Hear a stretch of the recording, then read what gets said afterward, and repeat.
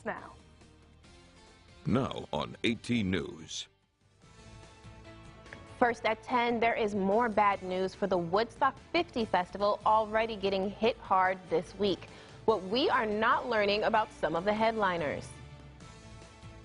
And the names of hundreds of fallen law enforcement officers are being added to the National Memorial in D.C., including a local state trooper. Live from your local news leader, this is 18 News at 10. Good evening, I'm Alexis Victoria. Thank you for joining us for 18 News at 10. Another major blow today to the August Woodstock 50 Festival at the Glen in Schuyler County. Talent agencies are saying their artists won't play. Billboard is reporting representatives from two major talent agencies with headliners booked for the anniversary event say the festival's main financial partner's decision to pull out of the event voids their contract and releases them from playing the festival. This comes on the heels of a Rolling Stone report that the entertainment company Superfly, which co-produces Bonero and Outside Lands, is also no longer involved in the venture. We reached out to the festival co-founder Michael Lang. He was unavailable for comment, but Lang sent out an email yesterday to fans saying Woodstock 50 will take place and will be a blast. So where does Woodstock stand now? Who knows, but stay with 18 News as we bring you the latest on air and on our website and social media platforms. A former West Elmira Fire Department West treasurer was arraigned on grand larceny charges. Pamela Green was arraigned in the town of Elmira court. Police tell 18 News that Green spent an exorbitant amount of money on herself with the fire department credit card. A Canisteo man finds himself behind bars after a drug bust was carried out by police.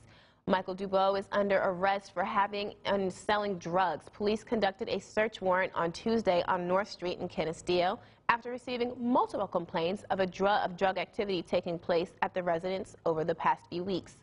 Dubois was transported to the Steuben County Jail to await arraignment. A Steuben County woman is charged with grand larceny and other offenses for providing false information to the Steuben County Department of Social Services. Kim Ropp of Wayland is under arrest tonight after allegedly providing the false information in March 2015. Ropp was processed at the Steuben County Sheriff's Office and is being held at the Steuben County Jail. One person is sent to the hospital after this three-car crash in Elmira. Police responding to the Clemens Center Bridge at about 8 this morning, where one driver is now hospitalized for this afternoon for precautionary measures. Another driver has been ticketed for following the other car too closely.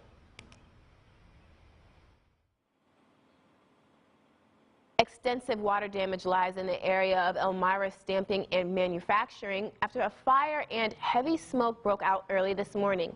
Employees telling Southport and City of Elmira firefighters there was an explosion, fleeing the building after seeing the fire. The Southport fire official says an industrial air compressor failed, causing the blaze. But the sprinkler system kicked on, extinguishing the flames before the fire crews arrived.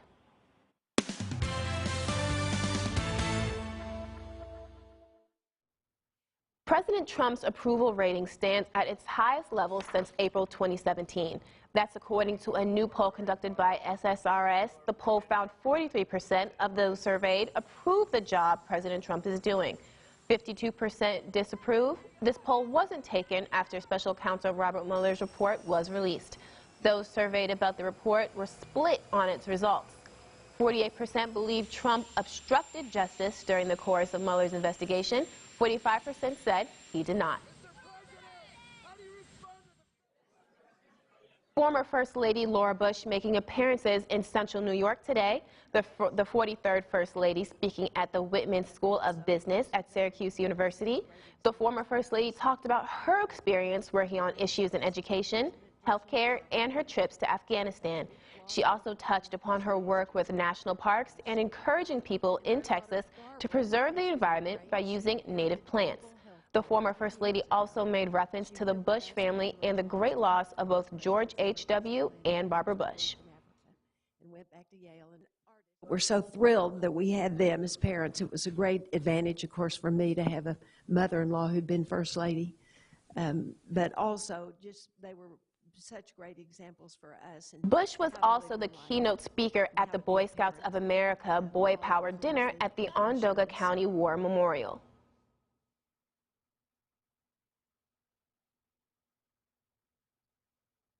The annual New York State Police Troop Awards ceremony taking place this morning, recognizing the outstanding work being done.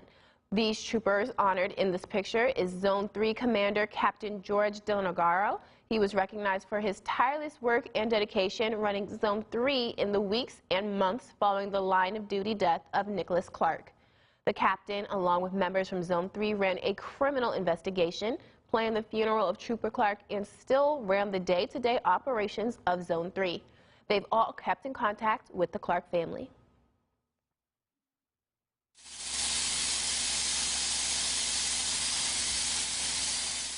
Hundreds of fallen law enforcement officers are being added to the National Memorial in D.C. The names of 371 officers are engraved in the memorial this year, including Trooper Nicholas Clark, a state trooper from Canisteo who died in the line of duty last summer. This brings the total names to close to 22,000 on the memorial wall. The two engravers, Jim Lee and Kirk Bachman, have etched every name onto the memorial since 1991. You know, I think of the names, I think of the survivors, you know, husbands, wives, brothers, and they're suffering. Established in 1984, the National Law Enforcement Officers Memorial Fund is a private, nonprofit organization dedicated to telling the story of American law enforcement and making it safer for those who serve. Fallen officers are also being honored in the Northern Tier. Pennsylvania state troopers who made the ultimate sacrifice were honored today during a Memorial Day. Pennsylvania state trooper gathered to pay tribute at the barracks in Wyoming, located in Luzerne County. Historic Elmira hosting their 11th annual Preservation Awards this evening at Community of Arts Elmira.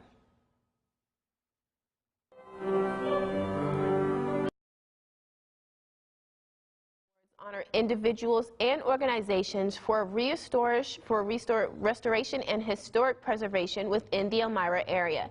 Every year, the awards ceremony is held to celebrate two local award winners. Of buildings in the city of Elmira, and we've seen many great projects since the beginning.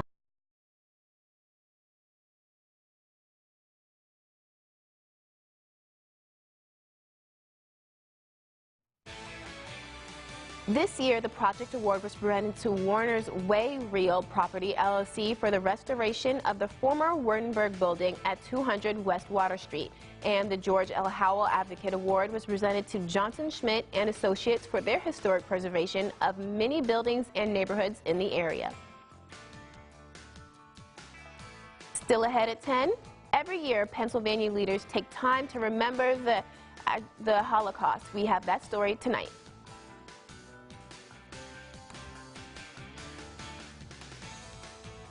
Some light rainfall with us for our Thursday, otherwise another cloudy day in store for us. Temperatures topping out close to 70 throughout most of the Twin Tiers. More news and weather after the break.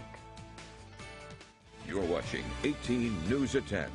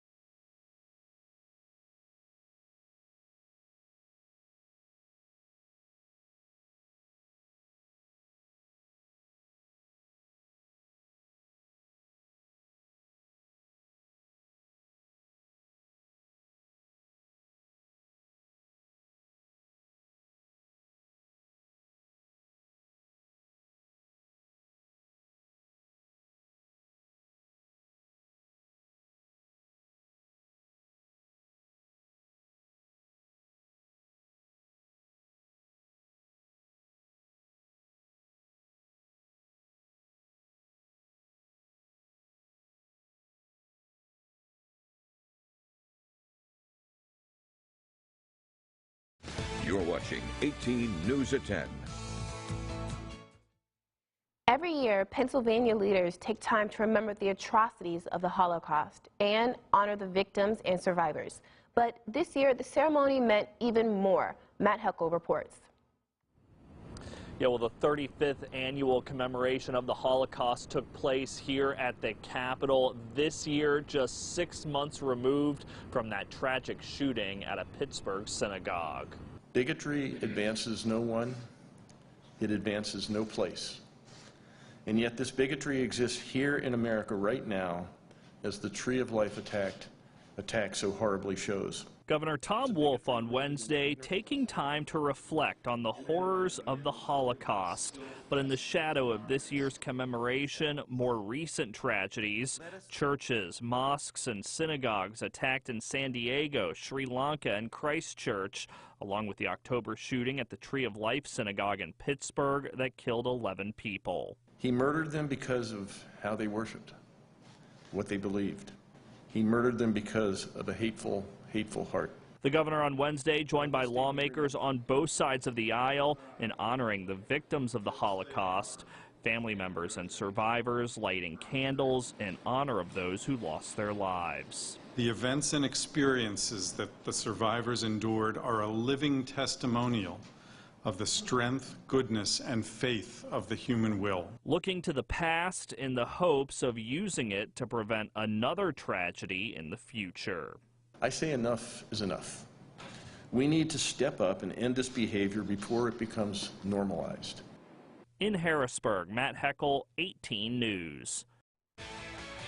Okay, Shelby, give it to us. What should we be looking for today, tomorrow? Chance for showers. You guessed it. More rainfall in the forecast. Limited sunshine as well, but that does come along with warmer temperatures. Details after the break.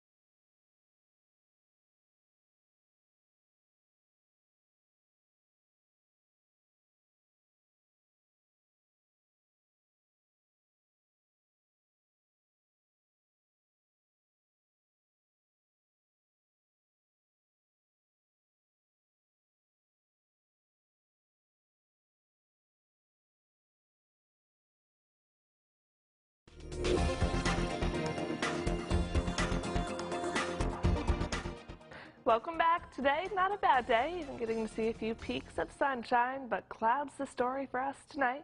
See that now on our Elmira Skycam. That comes along with some rainfall. That's right now mostly into the west, moving into portions of Steuben and Tioga, PA. Chance for light showers with us for tonight. Couple rumbles of thunder also possible.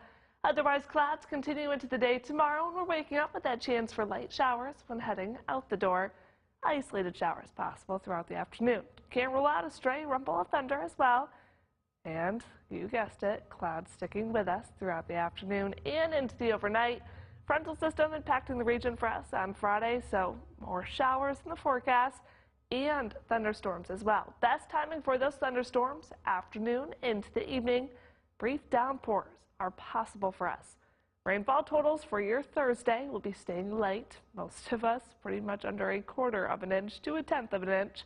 Then for Friday, a 1/2 inch up to about 1/4 or less actually for the day Friday. Temperature-wise, highs today reaching 60s and still mild side now around the Twin Tiers. Near that 60-degree mark, winds turning from south throughout the day today. We're out of the west for tonight and continuing for us tomorrow. Tonight's temperatures low to mid-50s for overnight lows. Chance for showers and isolated thunderstorms also possible. And for tomorrow, still can't rule out a couple showers to stray thunderstorm. Temperatures will be topping out low 70s for the afternoon. And another day with low 70s for us on Friday. Chance for showers and thunderstorms. Again, brief downpours possible, but also gusty winds. Possibility in those stronger thunderstorms for Friday. Chance for showers stays with us for the weekend ahead. Temperatures for the weekend. Highs will be cooler following Friday's cold front. Low 60s for Saturday and for Sunday.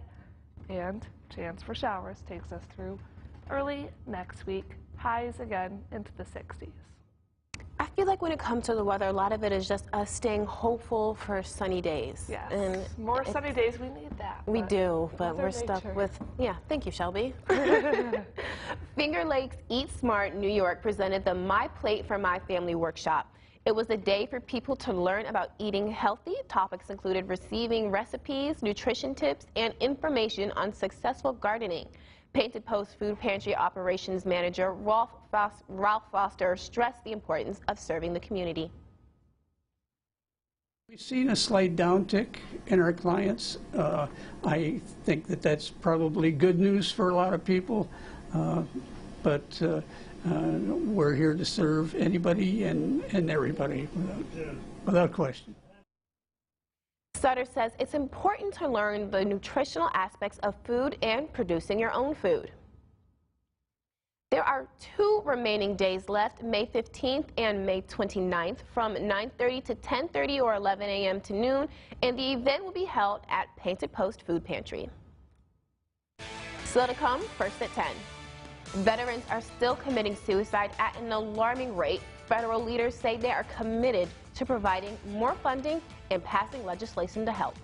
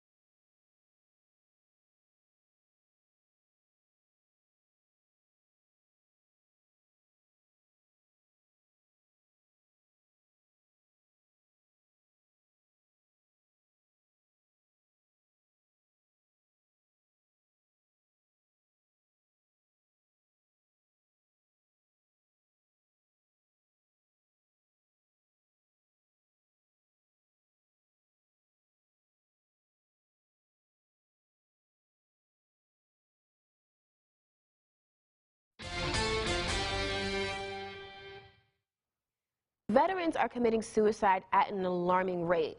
Federal leaders say they are committed to providing more funding and passing legislation to help, but those resources may not be enough to stop the problem. Bree Jackson reports. Too many service members who win the fight on the battlefield return home to lose the battle to depression and other mental enemies. There was some self-destructive behavior, mostly having to do with alcohol. Veteran David Lucier survived Vietnam but says he struggled to overcome mental health challenges. It's an issue causing many veterans to take their own life. Senator Shelley Moore Capito wants to make sure the VA has the resources it needs to bring rising suicide rates down. To support you, to get the professionals in the mental health area is something that I think is going to help everybody, not just veterans. Department of Veterans Affairs leaders say they've hired roughly 3,900 mental health professionals over the past year. But officials say help from Congress and even the president isn't enough. Examples of the moment when they realized that they needed to reach out for help, the moment when they realized that treatment was working, the moment when they realized that things were making a difference in their lives.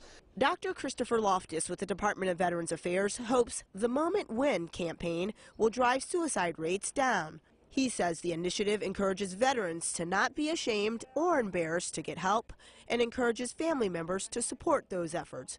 Be open to the struggle, open to the conversation. Don't be discouraged if it doesn't go well the first time. Lucier recalls being vulnerable until his relative stepped in. My youngest sister came to me and she said, you know, it doesn't really have to be this way. He now hopes sharing his message helps save another veteran's life. In Washington, Bree Jackson.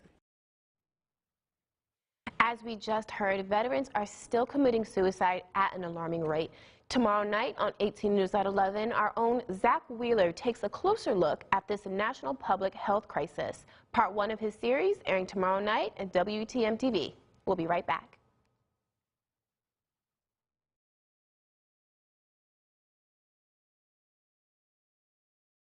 You're watching 18 News at 10.